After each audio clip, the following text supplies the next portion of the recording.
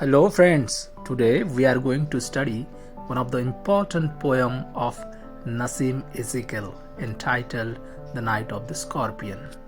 First of all, we will move toward the introduction of the poet.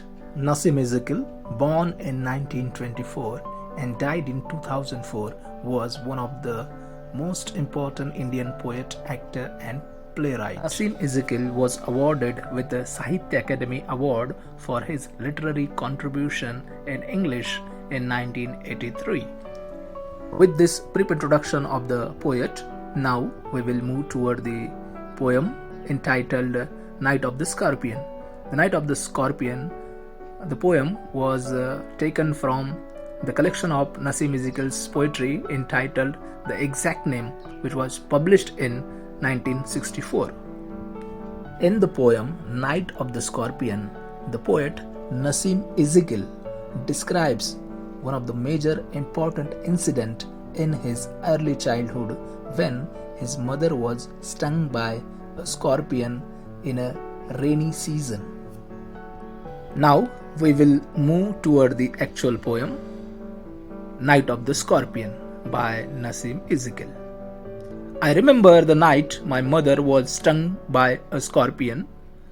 10 hours of steady rain had driven him to crawl beneath a sack of rice. Here, the poet is saying that he remembers the night when his mother was stung by a scorpion and that was a rainy season. Poet यहाँ पर बता रहे हैं कि मुझे याद है वो रात जिस रात मेरे मदर को एक बिच्छू ने काटा था। 10 घंटे लगातार चली बारिश ने उस बिच्छू को मजबूर कर दिया था कि वो चावल की बोरियों के नीचे क्रॉल करके जाए। Parting with his poison, flash of diabolic tail in the dark room, he risked the rain again. उस बिच्छू की जहर से भरी दुष्ट पूंछ उस काले अंधेरे कमरे में भी चमक रही थी और उस बिच्छू ने बाहर बारिश में जाने के लिए फिर से जोखिम उठाया। The peasants come like a swarms of flies and buzz the name of God 100 times to paralyze the evil one. Poet की मदर को एक बिच्छू ने काटा है, इस बात की जानकारी जैसे ही आसपास के किसानों को हुई, वो मक्खियों के झुंड की तरह वहां पर आए और 100 बार से ज्यादा भगवान का नाम जपने लगे।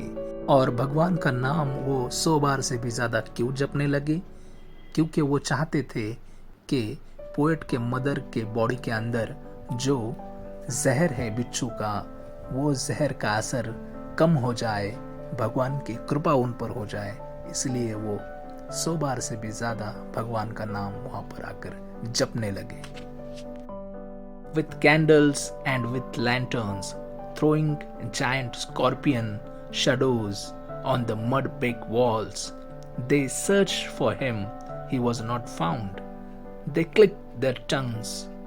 With every movement that the scorpion made his poison moved in mother's blood, they said. जब आसपास के किसान वहां पर आए तो उन्होंने उनके साथ मोमबत्तियां और लालटेन लेकर वो आए और वो लालटेन और मोमबत्तियों के प्रकाश की वजह से उनकी जो परछाई थी वो काफी बड़ी बड़ी दिखने लगी, बड़े बड़े बिच्छू की तरह वो परछाई दिखने लगी। और उन्होंने वो लालटेन और वो मोमबत्ती के सहारे वहां पर जो मिट्टी से बने दीवारें थी, उस बिच्छू को वहां पर उन्होंने ढूंढने की कोशिश की, लेकिन उन्हें वो मिला नहीं। और जब वो मिला नहीं तो उन्होंने अपनी जीभ को चटकाया और कहा कि जितना भी ज्यादा वो बिच्छू चलेगा उतना पोएट के मदर के ब्लड में यानी खून में उसका जहर चढ़ेगा। Now we will move toward the next stanza. May he sit still, they said. May the sin of your previous birth be burned away tonight, they said. May your suffering decreases the misfortune of your next birth, they said. May the sum of all evil balanced in this unreal world. Peasant यानी किसान तथा खेतों में काम करने वाले मजदूर कहने लगे कि वो बिच्छू शायद स्थिर एक जगह बैठा हो, और उन्होंने कहा शायद इस रात तुम्हारे पिछले जन्म के सारे पाप आज जल जाए, और उन्होंने कहा शायद तुम्हारे अगले जन्म के सारे दुख दर्द और दुर्भाग्य कुछ कम हो जाए इस रात, और उन्होंने कहा कि शायद आज इस अवास्तविक जगत में सारे पाप और पुण्य का समतोल हो जाए. Against the sum of good became diminished by your pain. May the poison purify your flesh of desire and your spirit of ambition, they said.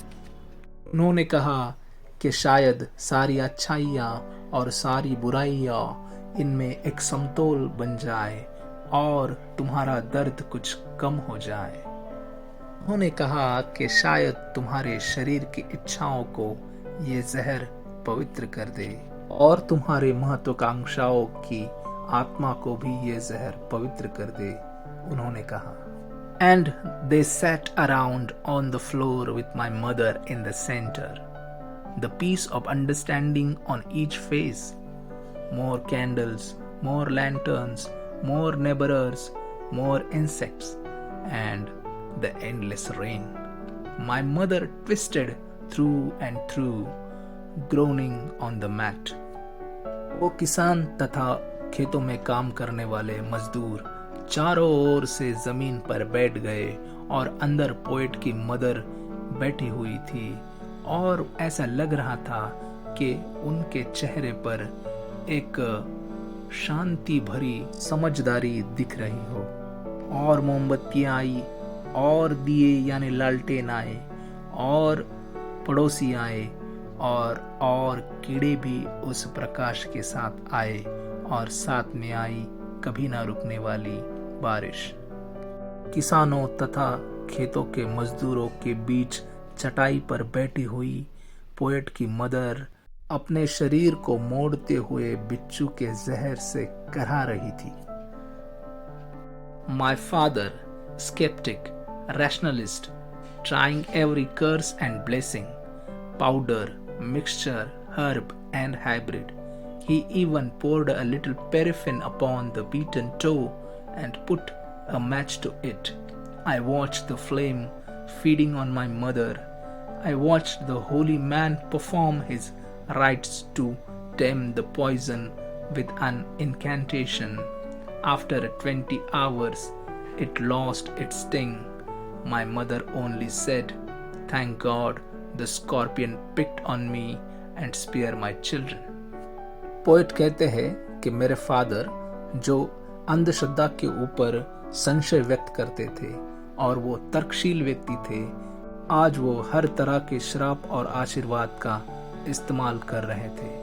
मेरे माँ के जख्म के ऊपर जहाँ पर बिच्छू ने काटा था, वहाँ पर पाउडर लगाया गया, मिक्सचर लगाया गया, कुछ जड़ी बूटियाँ लगाई गई और हाइब्रिड से बनी कुछ और चीज़ें लगाई गई. पैर के अंगूठे पर जहाँ पर बिच्छू ने पोएट की माँ को काटा था, वहाँ पर पोएट के फादर ने थोड़ा सा रॉकेल डाल दिया और उसको जलाया भी, और पोएट ने देखा कि वहाँ पर वो फ्लेम यानी आग लगी हुई है. पोएट ने देखा कि एक मांत्रिक उस जहर को उतारने के लिए अपने तंत्र मंत्रों का उच्चारण कर रहा है, और 20 घंटे के बाद वो जहर कुछ कम हो पाया. और जब वो जहर कम हुआ तो माँ ने बस एक ही शब्द कहा कि अच्छा हुआ भगवान, उस बिच्छू ने मुझे काटा और मेरे बच्चों को छोड़ दिया.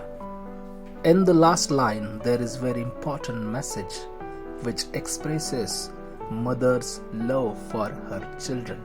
It shows that mother can risk her own life for the safety and security of her children. This poem also provides the glimpse of various superstitions present in Indian society. This poem also shows that the skeptic and rationalist person can be a victim of superstition in the difficult situation. ये poem भारतीय जनमानस में अंधश्रद्धा के भाव को दर्शाती है और ये भी हो सकता था कि पोएट की मदर को तांत्रिकों तथा मांत्रिकों से उपचार देने की बजाय जल्द से जल्द उसको हॉस्पिटल ले जाया होता और वहाँ पर डॉक्टर उसका इलाज करते और वो जल्द ही ठीक हो जाती। मगर चाहे जो भी हो, इस पोयम के लास्ट लाइन में एक माँ ने अपने बच्चों के प्रति व्यक्त किया हुआ प्रेम ही इस कविता के कंक्लूडिंग मैसेज को दर्शाता है। तो इस वीडियो में बस इतना ही। मिलते हैं नेक्स्ट वीडियो में नए इन्फॉर्मेशन के साथ और नए टॉपिक के साथ। तो thank you very much for watching.